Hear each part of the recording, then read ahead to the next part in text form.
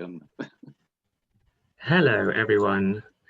Welcome to this, the second in our series of practical pilgrim webinars hosted by Camino Pilgrim at the Confraternity of St James, UK. I'm Freddie, your host. I'm CSJ's General Manager. This time, we will be listening to advice on how to choose your Camino route. Can be a tricky decision. Do feel free to submit questions to us. We will be taking these via the Q&A button only today. You can send them in at any time during the webinar, and we'll get through as many of them as we can at the end.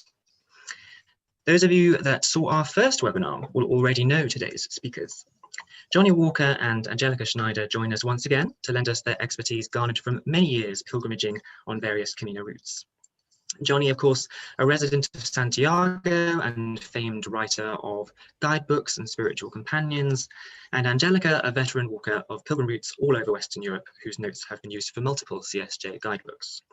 We also have a couple of guests joining us as well today. We have Alison, Gelder and Ian Smith, pilgrims and CSJ members, to fill us in on the possible routes in France.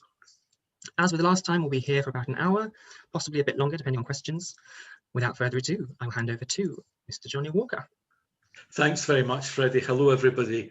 Greetings from Santiago de Compostela. It's been raining a lot recently, but today it's been sunny. Let's hope the sun keeps up for at least a few days. Welcome to the webinar, and there are 4 of us this evening. Angelika's here with me again, and Ian and Alison will take us through some of their experiences of walking in France. Right up front, we want to say the world remains in a state of flux, and we can't predict when countries, and Spain in particular, will be open for travel, nor what restrictions will be in place and for how long. In Spain, travel and other restrictions remain in place at the moment, and let me assure you, they change regularly. We advise pilgrims to check with their own governments and other official sources. If there are things that come up this evening we don't cover in this session, please email Freddie at the CSJ office, and we'll do our best to help. Now, I've walked many routes, mostly in Spain. Angelika's walked several routes as well, and Ian and Alison have walked in France. Angelika, could you just say a few words about your experiences? Well, I did my first Camino. That was a Camino Frances in 2003, and that was it. So I've been walking from Germany since, over various stages through France, various Caminos in Spain, another Camino in France. So once you're hooked, you're hooked. Yeah. Well, I must confess, I've got no experience of walking in France, and I'm very much looking forward to hearing from Alison and Ian in just a few moments. Angelika, tell us about our objectives in this webinar this evening. Yeah, so tonight we will try to help those of you new to the Camino to identify questions you might want to have answers to as part of the process. We will also suggest some answers and places to go to where you get information from. And we will explore several of the routes which you could choose as a result of the answers to the questions. However, we won't tell anybody what to do because it's very much the Camino. It's your journey, if you like. So therefore, it's your decisions and so on. And we also won't recommend specific routes because depending on the criteria, that's a decision you go for or not. And also, while we like to cover an awful lot today, we won't be able to answer all the detailed questions about lesser walked routes, but there's plenty of information available there, and we'll point out some resources anyhow. Okay. Thank you very much. Moving on to things to consider for your Camino.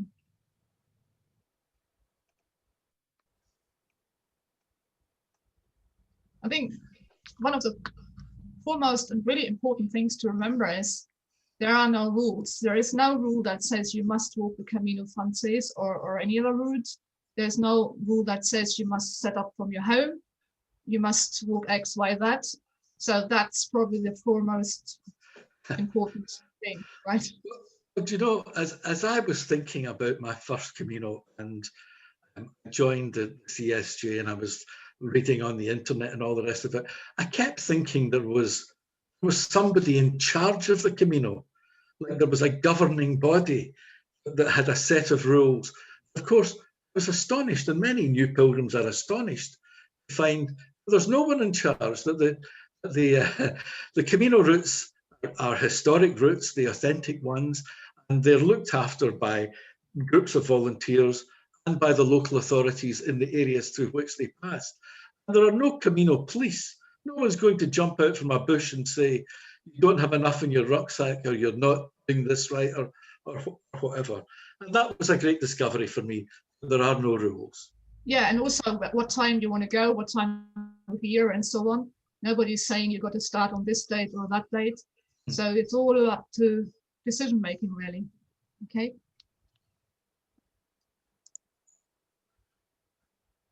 And one of the things. So one of those things. Go on then. Go on. There you go. One of the things that everybody's concerned about at the moment is the timing of travel due to the pandemic. They're concerned about safety, whether travel is available, and the availability of accommodation. Our advice is follow the advice of follow the guidance of your own government. Don't book flights or accommodation unless you get free cancellation and you know that you're going to get your money back. Things are changing. Things are changing. Let me tell you that here in Galicia right now, we cannot leave the region. Until a week or so ago, we couldn't actually leave Santiago. So pilgrims cannot come into Galicia, can't leave Galicia on pain of a €300 fine. And as soon as we were allowed to start walking in Galicia, pilgrims start walking. Yesterday, 13 pilgrims arrived at the pilgrims office, having walked in from Morenci or from Ferrol on the Camino Inglés. So things will become clearer as the weeks and months ahead go on. One other really big point is to consider in all of this is the time you actually have available, and that will drive some of your choices. So, and pilgrimages can be of any duration, like Camino Frances from the French border could be 4 to 5 weeks, depending on how fast you walk.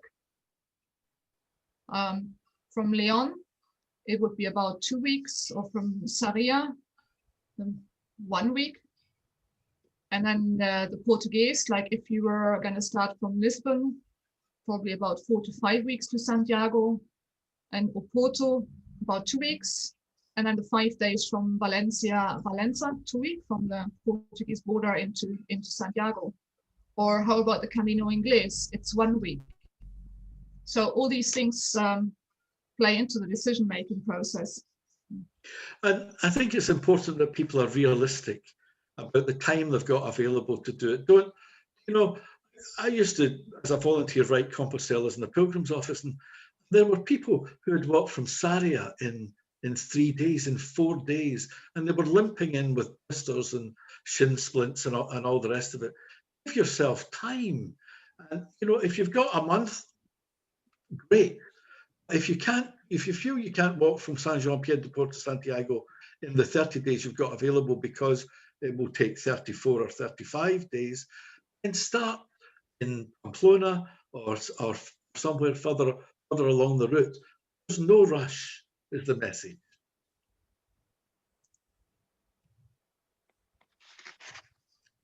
And of course, a big consideration for people is not just time. These days, it's money. It's the amount you've got to spend, which can be determining how long you can spend on Camino. Those of us who are no longer working, and we can amble along the Camino routes as much as we like. Work out what you've got to spend, how much is going to cost you to get to your starting point. Some of the starting points, for example, Saint-Jean-Pied-de-Port, flying from abroad, for example, can be quite complex. Work out your daily budget. Think about the type of accommodation. And somebody wrote to me recently saying, is there anything wrong with staying in hotels or hostels instead of pilgrim albergues?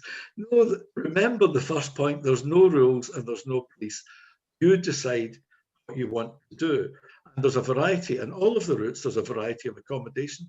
Certainly in the Camino Frances, there's more available. I would say, see what the others think of this, that walking from San Jean de Fort to Santiago, staying in albergues, you're going to need a budget of about €1,000.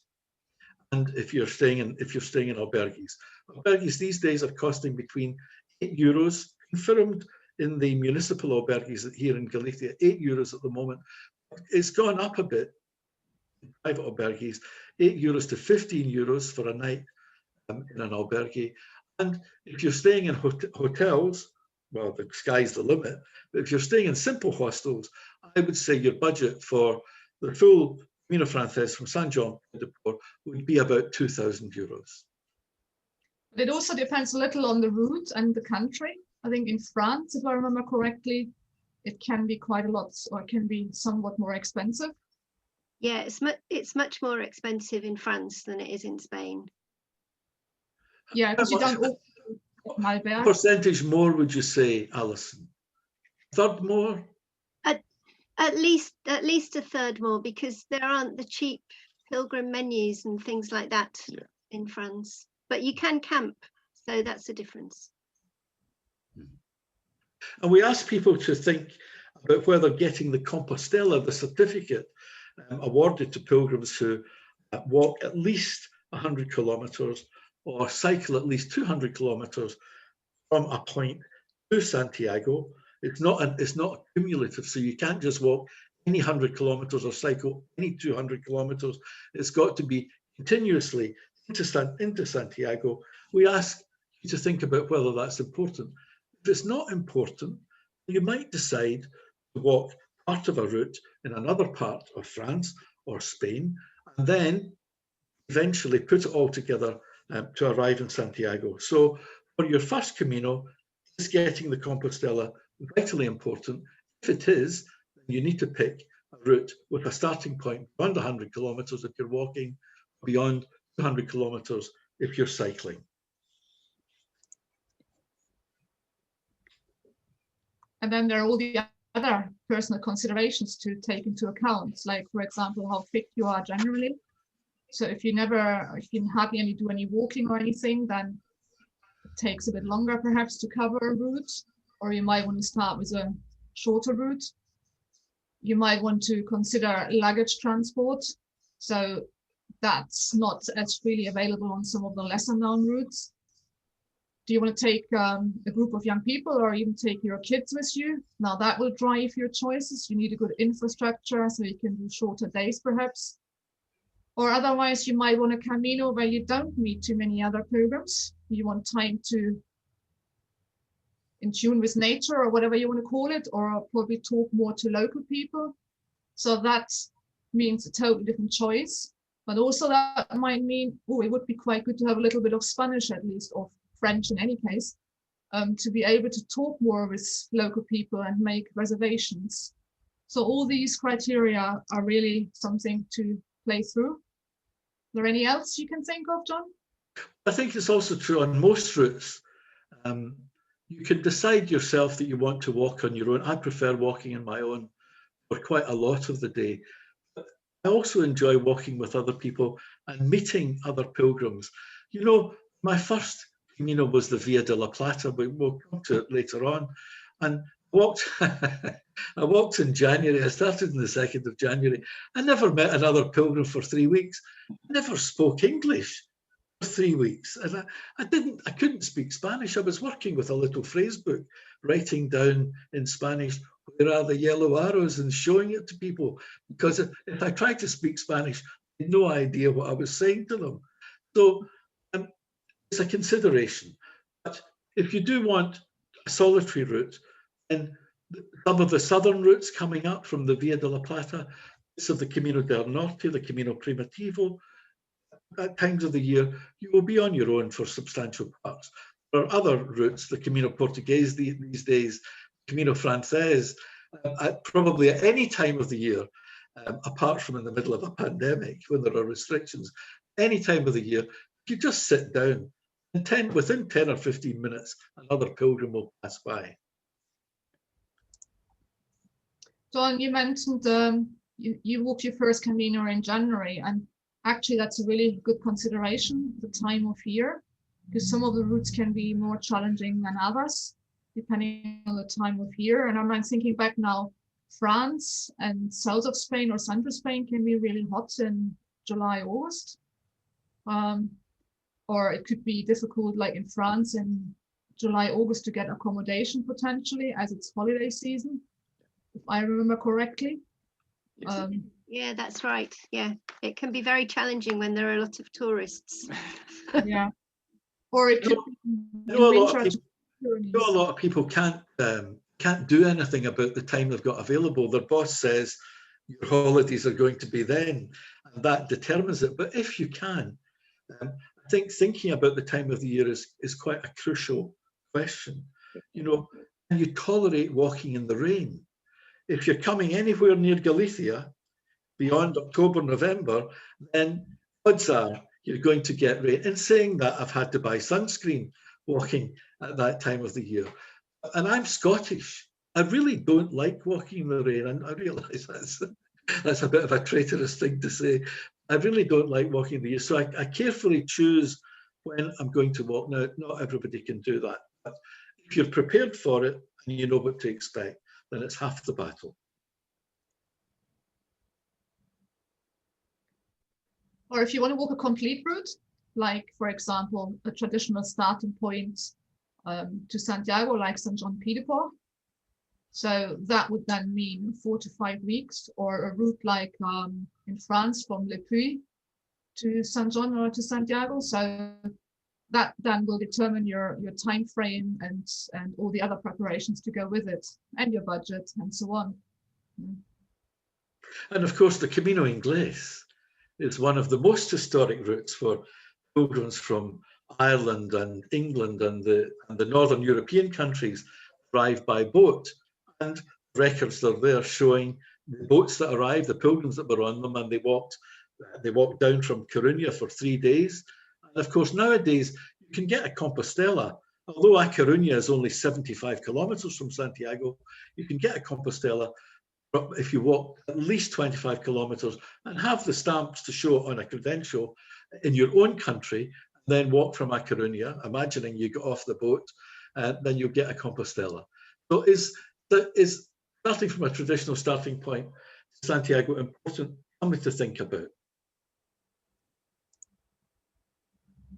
And one more point, do your research, have a rough idea of the number of stages you will need and how to get to the starting point. Don't, like you said earlier on, John, don't fix yourself entirely, leave a bit of flexibility, but have a rough idea how you're going to go about things.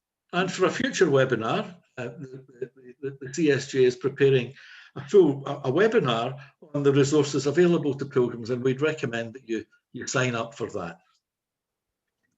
And the point you mentioned earlier already, just to emphasize again, don't cram everything in.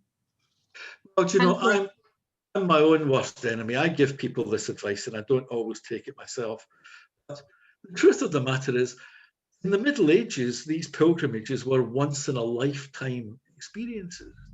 You know, it's inconceivable that a medieval pilgrim would walk through the great cities of Spain, Pamplona, Burgos, Leon, and not linger, not go and see the sights and visit the cathedral and so forth. Yet some of us just march through as if to get to it. So it's the advice that I need to take myself, is to relax a bit, slow down, and take some time to visit these great cities of Spain. We were given some advice right at the very start when we first walked to Camino, that you should take a rest every 10 to 14 days to give your body time to recover, and you can kind of use that time to stop in cities and things, see the sights. Yes, especially since we were walking, the first Camino we did, it was 1,600 miles, so we weren't going to do it continuously. We had to stop every so often to rest. It makes your body needs that rest, definitely. Makes total sense. Where was the best place that you stopped? Oh gosh. In Spain, probably Burgos, I think. Yeah, that was a really good city. And the old refugio at what's the place? Villamayor de Montjardin. Yeah, the old one. But not there that anymore. refugio is not there anymore. But the Dutch evangelical one was pretty cool there as well. Yeah. Oh, well, very good. Yeah. And talk of accommodation there now. That's a little bit about research. Do your research. There, with all the flux of the situation with COVID and so on. So it's probably even more than ever more important to be a bit more up to date with what's going on. So a couple of pointers here. So obviously it's the Camino Pilgrim website. So you get all the information on all the routes there and more. Another one you might not have come across before is this Godesalco. Am I saying it right, John? Yes, Godesalco. It's a Spanish site, but Google will translate it, no problem. The real nice thing here is what they call a planificador or planner that can plan your route stages. So you type in the starting point and where you want to go and so on, and it'll factor in the things and give you a suggested scenario. So one to play with. It's a really nice one. And certainly it's my favorite site is Grans. And I guess with COVID and post-COVID, it's probably the one that's most up to date for all the Spanish routes with the accommodation and so on. It has got altitude profiles and everything. So it's in Spanish only, I believe, but it's very easy to understand. It has got all the routes. Just as you can tell, just click on one and then you get through the stages and so on. Obviously, you can always ask a friend on the Camino forum or any other Facebook page, which is quite useful. But then, John, would you really ask 200 or 10,000 people? Well, this fascinates me, doesn't it? Can you imagine if you're invited to a wedding and you go into a shop to buy an outfit and you say to the shop assistant, you need to hold on a minute. I'm going to go and ask 200 friends what they think of this outfit. That's what we do. That's what we do on Facebook. And I would say, ask the advice of a small group of people whose opinion that you respect and is solid advice. Yeah, because ask 10 people, you have so many opinions, and all of a sudden, and you're still left to make a decision anyhow. So it's a tricky one. Right, now let's move on to actually walking. Well, let's go walking. And in the Middle Ages, the pilgrimage was always done over a long distance. Pilgrims walked from home and back again. Nowadays, some pilgrims still do this. And in the last year, I've known pilgrims who have walked Santiago from Ireland, England, and most other European countries. There are others who prefer longer distance pilgrimages from the traditional starting points, such as Paris, Le Puy, Arles. Let's hear from Alison and Ian, who will tell us about walking in France from different starting points. They'll highlight the main differences with the Camino routes in Spain. Alison and Ian. Hi, so this is us setting off from our front door, not in medieval times. And we started walking in France in about 2010. And I'm amazed by how much we've covered, but then France is a big country. We've walked Camino routes and we've freelanced, so made up our own routes along the way. And we've written a book about the one from London to Rome, which covers two of the French routes, the route from Paris to Saint-Jean-Pied-de-Port and the route from the Piedmont route, which goes through Lourdes. So here's a picture of most of the French routes. This shows them linking up to Saint-Jean, but you can also link up to the Del Norte route as well. Le Puy is by far the busiest. The Paris and Vézelay routes, our experiences, there's about up to 5 people a day maximum, but you can easily be on your own and not see anybody.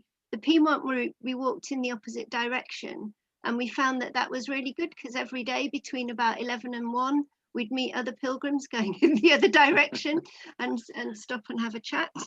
And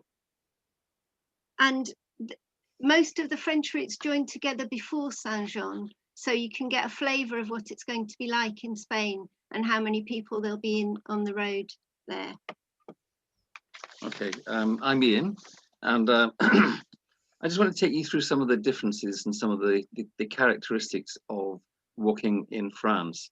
The first thing that you'll notice is that in France, they don't have those big yellow arrows. They tend to be either little markers with a yellow shell on a blue background. And you'll find them right across along the route on trees, walls, all sorts of different places. And when you get into the towns, you'll see brass or steel shells on the pavement, and you follow those. The pointed part of the shell tends to be the direction you should be going, so it's useful to remember that. The Amis de Saint-Jacques, the people who are the volunteers in the different parts of France, are the ones who are responsible for putting up these markers, these signs. And sometimes things go awry. So when you're walking, you're on a very quiet route, you should really always stick and look at your guide while you're walking as well, because you can miss a sign telling you to turn off. So you've got to be very careful about that. Oh, thanks. I was going to say something else. The other things are the terrain. France is a very, very big country. And if you walk right across it, you will encounter all the different types of terrain virtually that you can find anywhere in Europe. The Camino from the Puy, the chemin from Le Puy, and also the Piedmont go through mountainous or hilly countryside. But the one from Paris and the one from Vézelay are much more rolling landscape. One of the things that you've got to remember as well is that although some people might tell you that the very flat parts of the route, like the Les Landes, are boring, actually they're just as varied and just as interesting as the other parts of the country that you go through. One final thing I was going to say about the landscape, about the terrain, is that because you're in very quiet paths most of the time, especially the non-Le Puy, you're walking on your own with one other person, and you'll encounter more wildlife, more birds, more insects, more everything than you would normally on something like the Spanish route, a lot of Spanish routes. And I've got the cities up here and the towns as well that you go through. I wanted to make just a couple of points. One is that because if you start off in the north of France, it becomes very, very clear that the character of the countryside, character of the cities change. You do recognize when you get to the southern cities, they're so different from the northern ones. Getting a stamp can be quite a problem in some of the rural areas because the churches are closed. And you probably find that you're going to be going to tourist offices and other places, bars and things like that, to get your stamp rather than going to churches or the presbyteries. Yep. In France, the paths are very varied, just as everything else is. And you will find that you will be walking on roads quite a lot. Stick to the left, so you're walking towards the oncoming traffic. That's the standard rule for that. But the roads in France are very quiet most of the time. The only time that it can get busy is between about 12 and 1, when people drive home from their work to go and have lunch and then drive back again. So that's about the only time when you're going to be worrying about that. So anything else I was going to say about? Oh, let's go to accommodation. That's actually quite important. Obviously, we carried a tent with us. Each time we've done a long walk, we've carried a tent. Campsites in France are usually very close to the town centre or the village centre, so you don't need to bring camping equipment apart from the tent. You eat either on the campsite or in the village or the town. The accommodation is very varied. It's more expensive than Spain. Sometimes you'll end up having to stay in a hotel. On the various routes, the Ami de Saint-Jacques have negotiated all sorts of deals with different groups of people. So there are some campsites where you can go into a chalet, share a chalet with other Camino people for a very low cost. And you stay sometimes with the Ami de Saint-Jacques themselves, and they'll put you up in their house. They'll drive to where you are in the town, pick you up, take you to their home, and then the next morning drive you back. It does help if you have some French, because you're going to be spending several hours with your host. It can be very tiring, if I remember, some evenings. It can be, yes. Yes, yes. After you've walked a long way, then to talk in a foreign language, just kind of sing for your supper can be very tiring. Yes. Very generous people are. Yeah, but they're very kind, very, very kind. Yes. So Ian said that the guidebook's important. So these are links to some of the main guides. Nearly all the guides are in French. So having some French is useful. The first one is a Dutch site that has an English version, and that covers the route from Vézelay. The next one is for the Piedmont route through the foothills of the Pyrenees, and that's the best site for that is the CSJ site. Then there are two that are French publishers. The first one is Le Père, and Le Père used to be almost the only form of guide apart from the Le Puy route. But there's now a whole load of Miam Miam Dodo guides for all the French routes as well, which is Le Vieux Crayon. And then I've put a couple of links to the Amis de Saint-Jacques, who are invaluable because they're the people who do the marking and they know what the route is. And the bottom one is the Amis de Saint-Jacques for the south of France, and they were so helpful to us. They when it was tourist season, they actually sought out places that we could stay, and they were just amazing. And so just to end, these are my top tips. The first one is GRs avoid towns and tarmac in order to be rated as a GR. So they can take you away from the places you want to stop at, like cafes and shops. So be aware, look on your map, find out where the businesses are and go there. Rural France is really, really empty. So it's a good idea to buy or carry your food for the day. And quite often if you've stayed with an ami or in a chambre d'hôte, they'll provide you with a packed lunch that you can take with you. French people really expect you to book ahead. Even if it's on the morning of the day when you want to stay there, you can do it by phone, you can do it by text, you can do it by email. Booking.com is your friend, although other apps are available. And quite often your hosts will phone up for you and find a person for you to stay with. Avoid the south of France in July and August. It's really difficult. It's not just that it's hot, there are fires. And if there is a danger of fire, the gendarmes forbid you to walk and they'll fine you. If you run out of water in France, I've found every cemetery has got a drinking water tap. And then in France, Monday is the day when everything is closed, and also bank holidays. So you need to be especially careful about buying food and booking accommodation on Mondays. There, I think that's us about finished. Wonderful. Thank you. I've got two questions immediately. It's a long time since I was at school, and I can barely remember some French words from school. How much French do you need to be able to survive and enjoy the experience in France?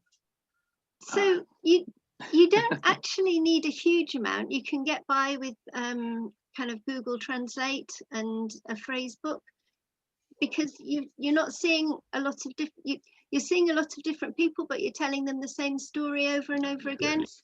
So you just need to say, I'm walking from here to here, and thank you very much. And in Ian's case, I'm allergic to dairy. But that's And of all of these routes that you've experienced, what's your favourite? What was the best experience that remains in your mind? Well, for me, it's the Via Aurelius, because it's just such a fabulous walk. And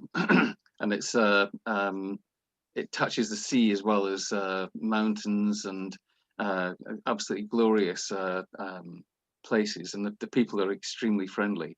But I think Alison's I like the foothills of the Pyrenees. Anything that's got the Pyrenees in it is my favourite.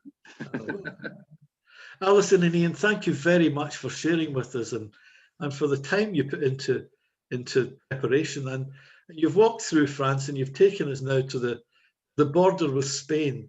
And Angelika is going to introduce us to the Camino Frances, I think. Yeah, I mean, Ian was showing photos of typical waymarks in France and said it was somewhat different to Spain. And here is a photo of what it can look like on the Camino in Spain. So you can have a yellow arrow somewhere on a house wall, could be on a road, could be on a lamppost, but a lot of paint basically. And we did mention last week already, so that these waymarks are all over the place in Spain, and it's very characteristic. So let's look at the most popular and best waymark route ever in my books, which is the Camino Frances, so the one starting from the Pyrenees and going via Burgos, Leon to Santiago. And in fact, in 2019, of the nearly 350,000 people who received their Compostelas, 189,000 came via the Camino Frances.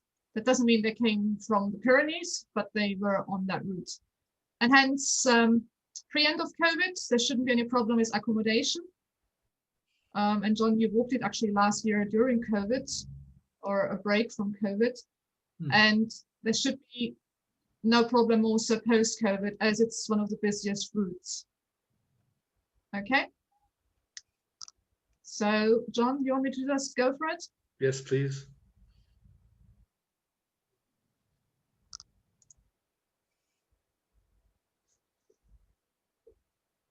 There is no shortage of information about the Camino Frances. Just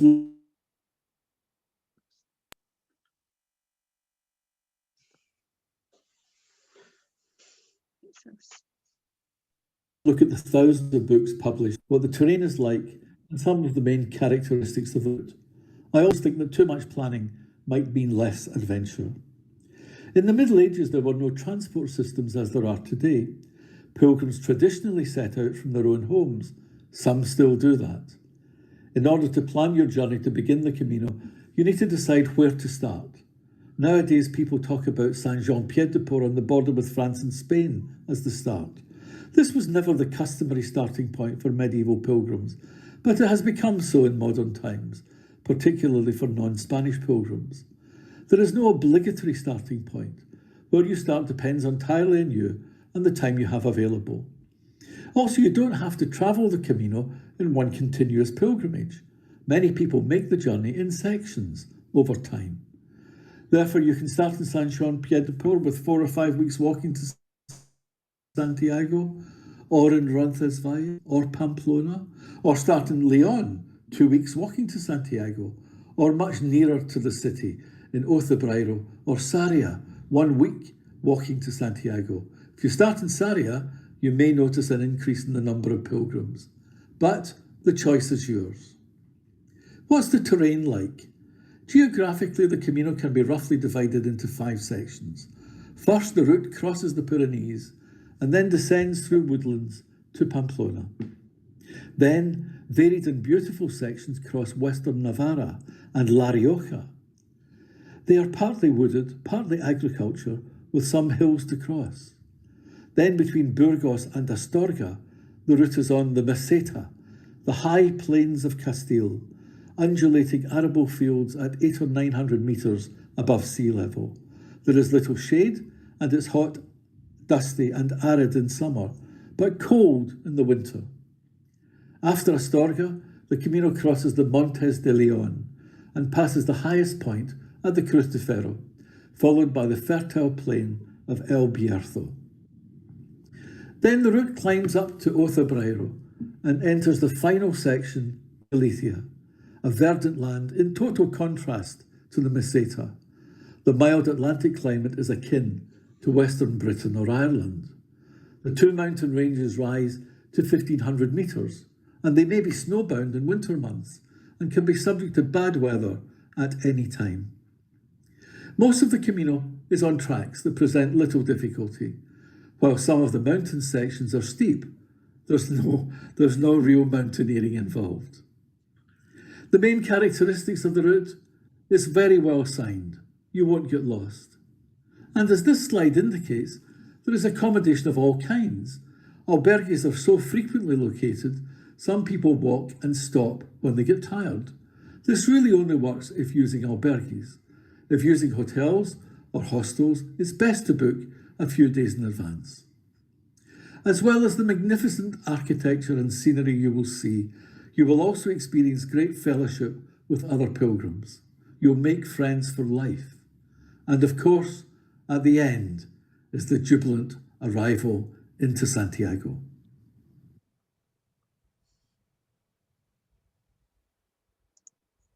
Well, there we are, the Camino Frances in 4 minutes. I was lucky enough to walk in September, October last year when there were no restrictions, and there were many pilgrims on the route. Although some albergues were closed, people were finding accommodation, and it was a very strange sight to see the Camino with no other pilgrims on it, and very much looking forward to, after all of this, to going back and seeing the Camino Frances as we know and love it.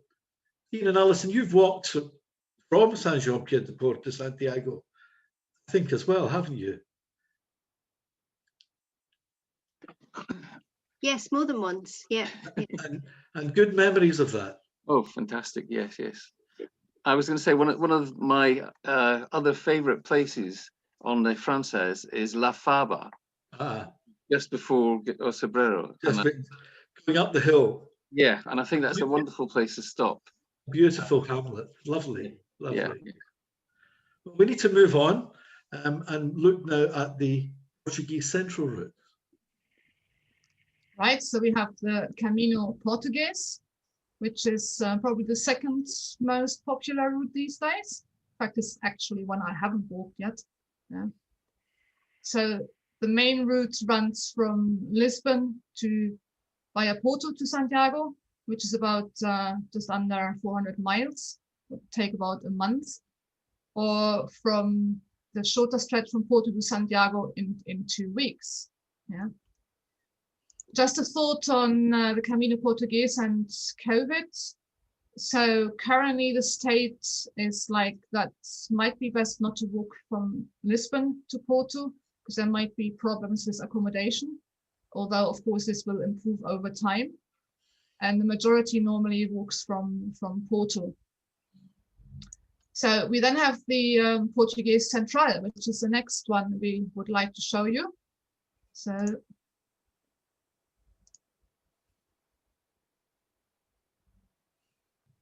in Portugal, like Spain, there is a long history of devotion to St. James. Indeed, Queen Isabel of Portugal in the 14th century made it a pilgrimage to Santiago de Compostela. In the medieval town of Pontevedra on the central route, the Virgin Mary dressed as a pilgrim with staff and scallop shells. Camino Portuguese has little elevation gain throughout and presents no technical challenges for pilgrims. The only climb worth noting is the Alto da Portelo Grande de la Bruja in the stage from Ponte de Lima to Rubaix on the central route. There the route ascends 315 metres in just over 4 kilometres. The route from Porto to Santiago can be walked easily in 10 to 12 days. Pilgrims also start in Tui, which is 5 days walking to Santiago. But without further ado, let's start walking at the cathedral in Porto. Buen camino.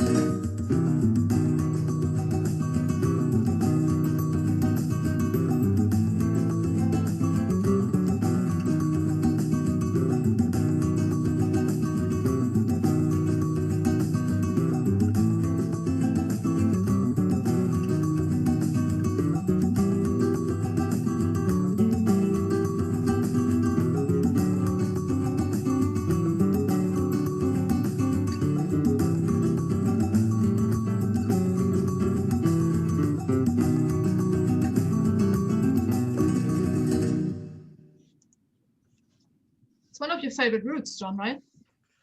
Well, it is one of my favourite routes, and one of the other routes that I'm very, very fond of walking in Portugal is the coastal route along the coast. Now, we don't have time to fully explore that, but there's a little film of the coastal route, and Freddie right now will send out the link for people to save and have a look later on. I think the Camino Português is very exciting. I find it very exciting because you're walking from one culture, one country, one language into Spain, into another. Food is different, the people are different, the language is different. I just think it's wonderful. It's a truly international experience, and crossing that bridge from Valencia as Spain gets closer and closer, and then you're home again in Spain, and Santiago's just up the road. We need to move on. Actually, time is marching, and I'd like to finish with this section with just exploring one of the lesser walked routes where you're likely not to meet all that many people. And a way of introduction to this, Angelika, if you don't mind me saying this, is I met a lassie on one of my Camino routes, and she said to me, "I'm thinking of walking the Via de la Plata. What do you think of that?" And we became pen friends. And years ago, I wrote her a letter. I found the letter today. I'd like to just share it with you, if Angelika would press the button. Oh, right. Hang on.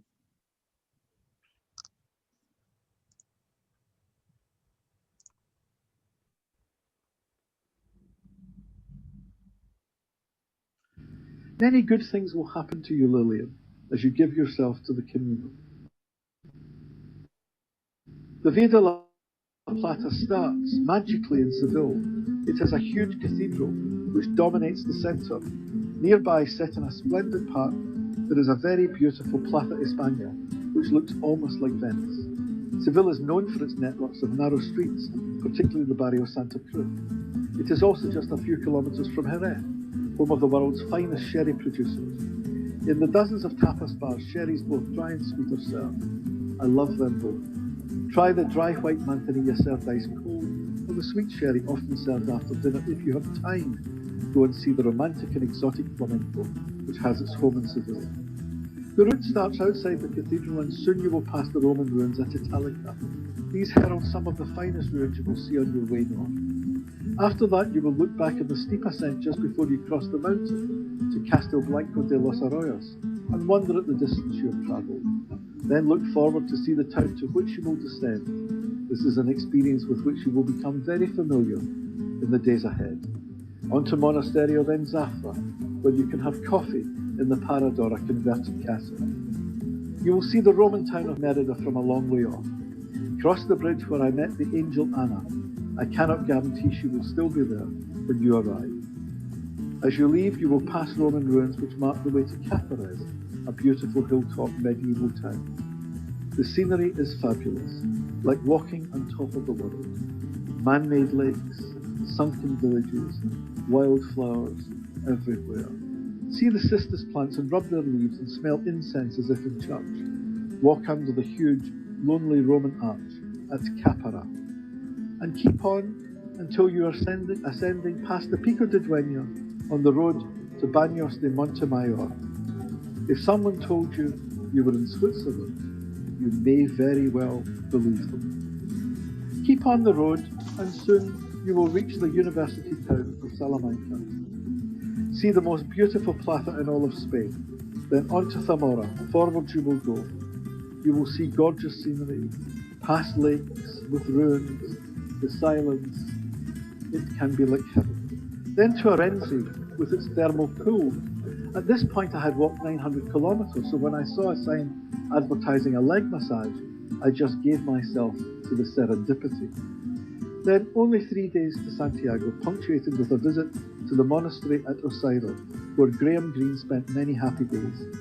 And finally to our destination, Santiago. I was elated to have made it, but reluctant to leave the journey behind. Like millions of other pilgrims before me, I put my hand on the tree of Jesse at the entrance of the cathedral. I then, in great procession with the other pilgrims, arose to hug the huge statue of St. James. Then we visited the tomb where the bones of Santiago are said to be laid. All of this ritual is most unlike him, but as I sat at the Pilgrim's Mass, with believers and non-believers alike, I heard the priest announce in the long list of arrivals, one Scotsman who walked from Seville, and my heart swelled with pride. I looked around at pilgrims everywhere, some walking around still with their rucksacks on, or sitting on the ground, priests with walking boots under their vestments, all unified in the common experience of the journey. All of our spirits soared as the mighty boat of Camino flew over our heads. I realised in that moment I had left the water and arrived pilgrim. It's a very special route, right? Wow. It's an epic route, and one I would advise people to have a go at. Time has caught up with us, actually. Thank you very much, everybody, for your attention. We want to mention the Camino Inglés. It's a one-week Camino. It's an authentic Camino, one of the original Caminos, as we've said earlier, and perhaps Freddie will circulate link a little video of the Camino Inglés again, which you can look at later. As a way of wrapping up, we'd just like to point out to you the starting points. If you've only got 5 days and you want to do a route that comes with a Compostela, here is an illustration of the places where you can start. And they're all there. There's one missing because many people don't realise that you can start in Finisterre there, walk around to Murcia and then back to Santiago, or from Murcia to Finisterre to Santiago. That takes you over 100 kilometres. And the Pilgrim's Office is very happy to award you a Compostela. With that, I think we should stop, and I think people might have some questions for us. I think, John, there's another one missing because in Viano, the route starting in Ponferrada, coming in here. I think it's over to you, Freddie. Indeed, yes. So we can see just how many routes there are, and we've seen a snapshot there to the major ones, but of course there are many more. So huge thank you to Angelika and John and Alison and Ian for giving us a taste of the routes on offer. And as they said, if you wanted to find out more about any of those routes or wanted to read up on different routes, there is a wealth of resources out there. They will be included in the summary notes that I send out to you probably tomorrow. And remember, the CSJ is a membership organisation, and amongst our membership, we have hundreds of people who've done hundreds of routes and a database of expertise there that you can call upon if you need to by contacting me at the office. So yes, we do have some questions that have come in, so let's have a look at those. We have a question from Arne in Virginia, I believe. He asks, of the 3 major Caminos, Francés, Portugués, Inglés, which follow more closely the historical routes walked by the pilgrims? You want me to answer them? Well, all three of them. There's no doubt about that. The Camino Francés, the map is laid out in the Codex Calixtinus, where the route is described. The Portuguese route, we know from the historic record that people started in Lisbon and certainly started in Porto. And of course, medieval historians, I was reading a book recently, actually have the records of the ships, of the 100 ships that set out from Southampton to sail to A Coruña, bringing pilgrims to walk to Compostela. So these routes are very, very authentic, if that's what you're looking for. And in France, Alison and Ian, what would you say? The same is true. The Vézelay route is an authentic route, and in fact at Orthez, which is near the end of the Vézelay route, is where the person wrote the Codex.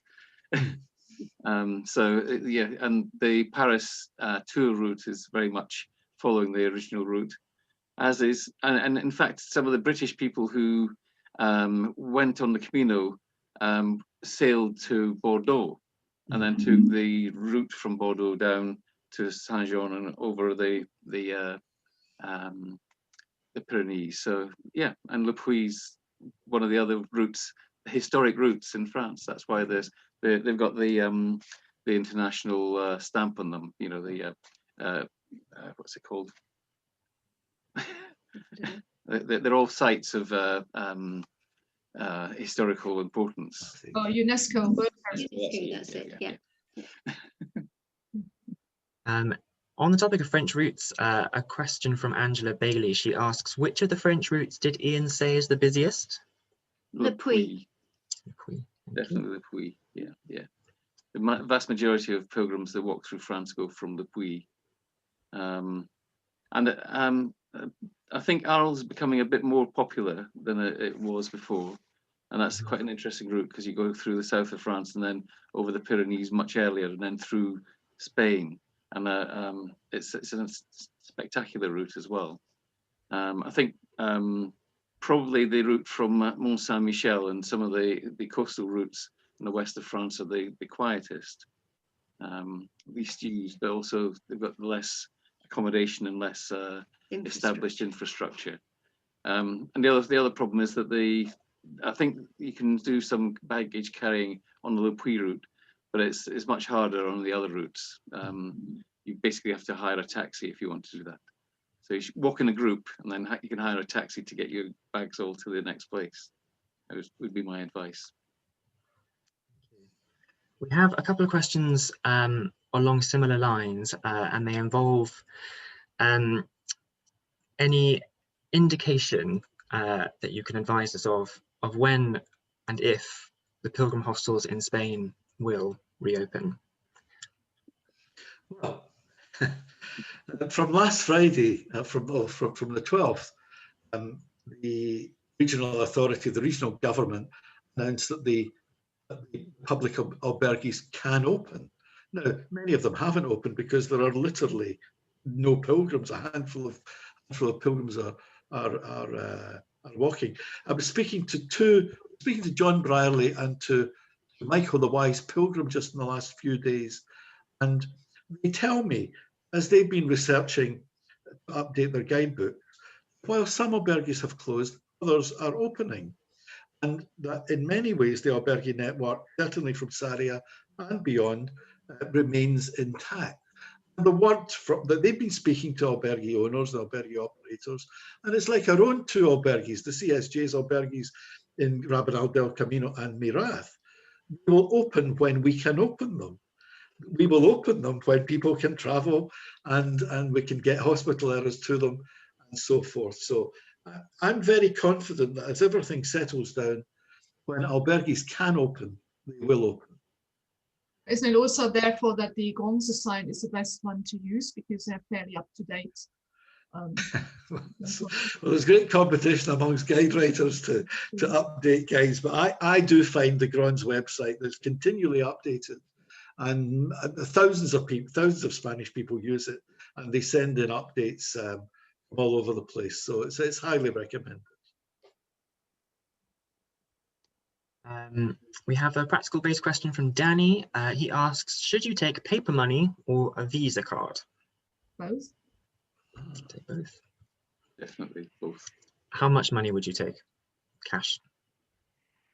I guess it depends on how long you're going for, doesn't it? Well, you know what they say, Freddie, you should take half the gear out of your rucksack, double the amount of money in your wallet, then you're guaranteed to have a good Camino. I don't know. It depends on the route. On the Camino Frances, there are automatic money dispensers in every village and every town. But you don't go far without them. On other routes on the Via de la Plata, I would always have a reserve of a couple of €100 in my wallet, get me out of any difficulties I get into. If something happened and I needed to get home quickly or whatever. So have a cash reserve is my recommendation, as well as your credit and debit cards. Same true in France. In France, you quite often need cash for paying chambre d'hôte because the people who run them run on cash. They don't have a card machine or anything like that. Yeah, and gîte rural and smaller types of accommodation definitely as well. We ended up being caught short in one village because the guide, Guy, said that there was a cash machine and there wasn't. And so we borrowed money from, luckily there was a Frenchman, a German and a Dutch person that we were working with at the time, and they gave us the money. And another place we had a similar experience, and we agreed to send the woman the money when we got back to England. Because she wanted English money because she visited England, so that worked. Yeah. Oh, there you go. We have another question from Marilyn. Her question is, if she walked the Via de la Plata and then turned east, not west, and went to Saint-Jean and through France and possibly to Rome, would she still be able to stay at the hostels?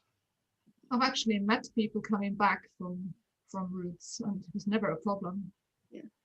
Yes, I mean, we walked in 2017. We walked from London to Lourdes using the Paris route, and then we walked east through the Pyrenees and all the way down to the Francigena and beyond to Rome. And so we're walking for half of our route. We were walking the opposite direction to everybody else. And you can still use the people tell you're lost. People riding past on bikes shout, Santiago's that way. You're going the wrong way. But if you can put up with that, it's fine. Yeah. Yes, just prepare yourself for that, Marilyn. But you'll be fine otherwise.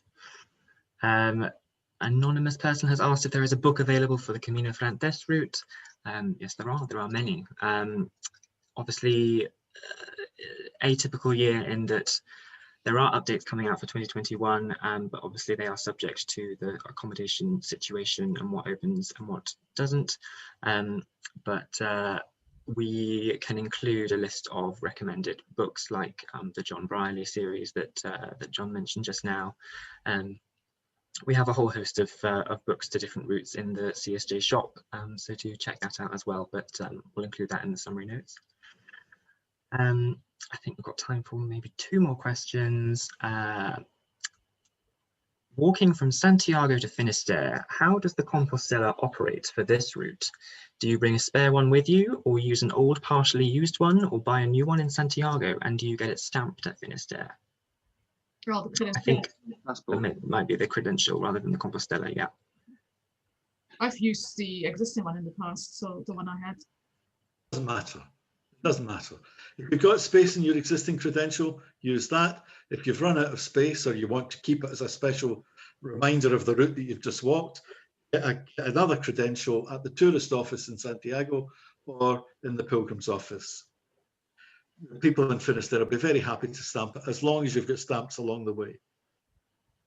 And if you're doing it in stages every year, you don't get a new credential every time. You use the same one, don't you? Yeah, exactly. And then one last question, which I will preface with something, but the question is, will the Holy Year make it more difficult? I will just say that there is a webinar all about this. It is on Monday, the 19th of April. You can sign up for it now. It's all about the Holy Year and the practical implications of doing the Camino in a Holy Year. But I don't know if you guys had any thoughts on that. Well, we walked in 2010, and that was a Holy Year. And we found the last part of the Camino from Sarria was very crowded. But it wasn't really that bad before then. Well, the Holy Year is extended to the end of 2022, and I predict that whilst pilgrims will walk later this year from the late summer, autumn, as restrictions ease and the vaccination program takes place and so forth, most people will wait. Folk have got to go and see their grandchildren and catch up with other holidays that they want to take and see relatives, and I suspect next year will be much more like a Holy Year. We have to wait and see what restrictions happen and how things pan out. And it'll be very interesting to hear what's said at the webinar, which is dedicated to the Holy Year. Yes, thank you. Thank you for your questions. We have been taking a note of them as we've been going, so if you haven't had your question answered just now, we'll make sure that you get an answer from one of us in the coming days. But it is 8:10, so I will say thank you very much again to John, Angelika, Alison and Ian. There's a lot of ground to cover for this one, but hopefully you will feel a bit more equipped to making a decision about which route you pick next or first. Remember, the usual trend is once you've done one, you're going to do another and another and another. That concludes today's webinar. Our next one will be on the topic of doing your research. This is taking place on Wednesday, the 31st of March at the earlier time of 6 p.m. UK time. And you can sign up for that now at caminopilgrim.org/events. Until then, stay safe everyone. Buen Camino. Buen Camino. Bye-bye. Bye-bye. Goodbye.